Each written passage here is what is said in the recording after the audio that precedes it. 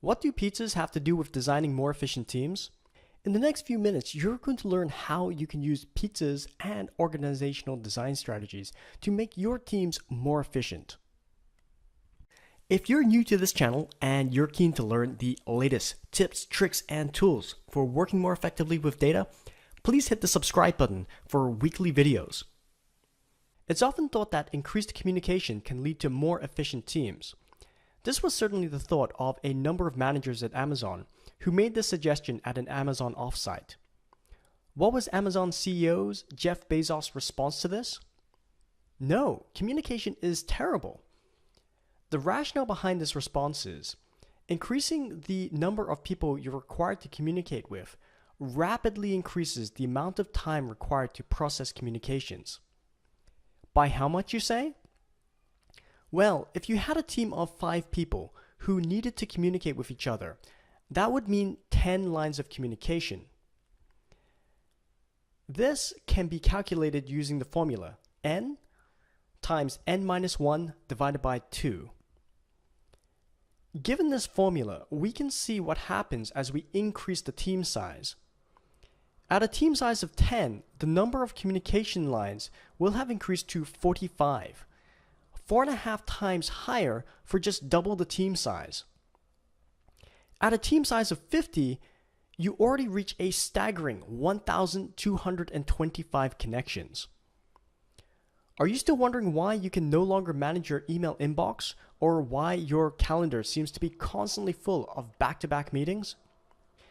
This is the rationale behind Amazon's famous 2 pizza teams, which states that your team size should be no larger than what can be fed with 2 regular-sized pizzas. This means somewhere around 5 to 8 people. Team size on its own, though, is really not enough to design a successful team. Just because you have a small team doesn't necessarily mean much at all. The real question is, do you have the resources you need to get your job done effectively? Resources can include relevant information, expertise, technology, approvals, and autonomy to get things done. This is the real reason you need connections. See, if you have a team of 10 people with 45 active communication lines, and none of those communications help any of the other team members to get their work done, then that's an example of non-productive communication. This is often the case with functionally aligned teams grouped by department, whose communication outside of the team is more relevant than the communication within the team.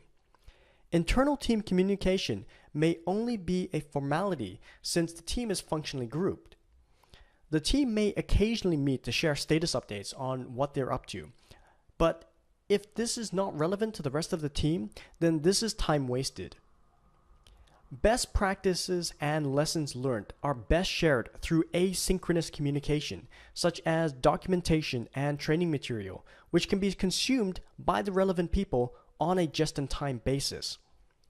This time-saving strategy also provides for business continuity and the training of new recruits.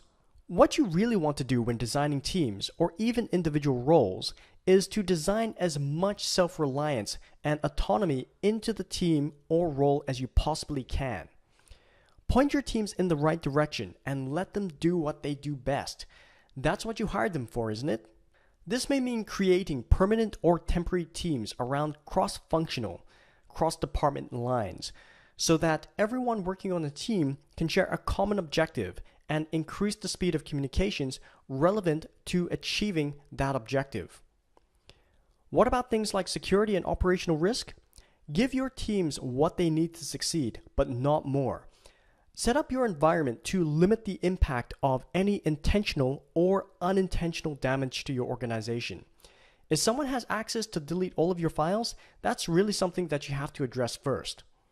So the next time you sit down to think about organizational design, don't ask how we can increase communication. Ask yourself, what is the minimum communication necessary to most effectively get the job done? If you found this video helpful, please give a thumbs up. It really helps out a lot to keep the channel going. Thanks for watching, and I'll see you next time.